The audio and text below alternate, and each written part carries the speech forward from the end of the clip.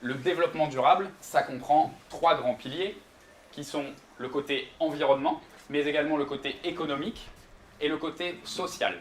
C'est un métier qui existe depuis 12 ou 13 ans. On a des gens qui sont très orientés sur la partie commerce. On a des gens qui sont très orientés sur la partie administrative.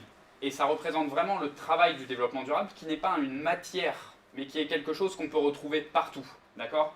C'est ce qu'on appelle une activité transversale. Le but, c'est pas d'imposer une idée de manière frontale et directe, mais plutôt d'essayer de comprendre ce dont les gens ont besoin.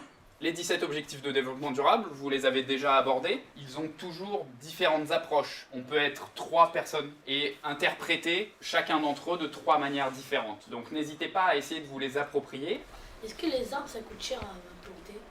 Quand on en plante 1000, on en perd à peu près 400 chaque année. Donc on va aller voir des villages sur place et on va faire en sorte de leur donner un contrat de travail et on va leur donner un salaire pour qu'ils plantent les arbres.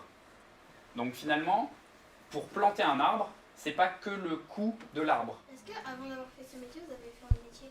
Quand j'ai eu mon bac, je suis allé dans une fac de sport et j'ai fait mes études là-bas et ensuite j'ai commencé à travailler pour des événements sportifs. C'est comme ça que je me suis occupé de la partie développement durable des événements sportifs et que progressivement, je me suis spécialisé dans la thématique développement durable. Est-ce que vous avez déjà fait des voyages pour votre travail? Mon impact sur la planète en termes de transport est très mauvais. Et on donne de l'argent à des projets pour compenser. En fait, il s'appelle comment votre métier? C'est responsable développement durable. Est-ce que vous êtes le plus gros patron de Allcoat? On a un très grand patron. Et ensuite, moi, je m'occupe de 2 choses. Je m'occupe du marché de tous nos clients internationaux. Et je m'occupe aussi de faire en sorte que pour l'ensemble, on puisse avoir la même manière de travailler. Où sont situés vos principaux bureaux? Alors, l'ensemble de nos bureaux, on en a un à Paris, on en a un en Suisse, on en a un en Espagne, on en a un au Guatemala, un au Mexique, un en Colombie, un au Chili. Est-ce que vous pensez à ajouter des objectifs? Alors, c'est pas nous qui les avons créés, c'est les Nations Unies. Donc là, ils nous ont donné ces règles-là à suivre jusqu'en 2030. Pourquoi vous avez décidé de venir nous aider au collège?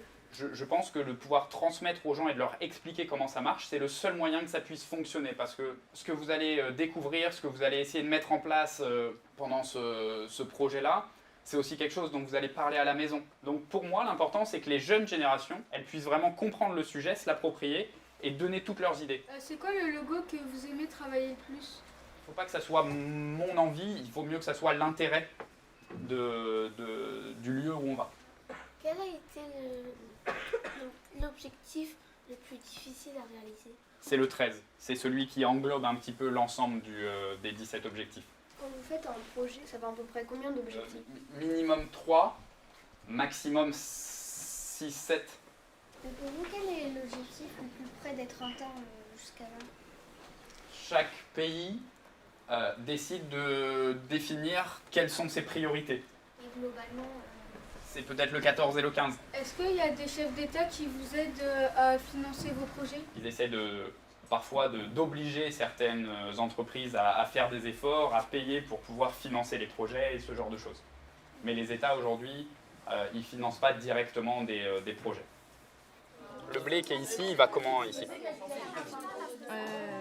Par des agriculteurs. Et il se déplace comment? Je sais pas.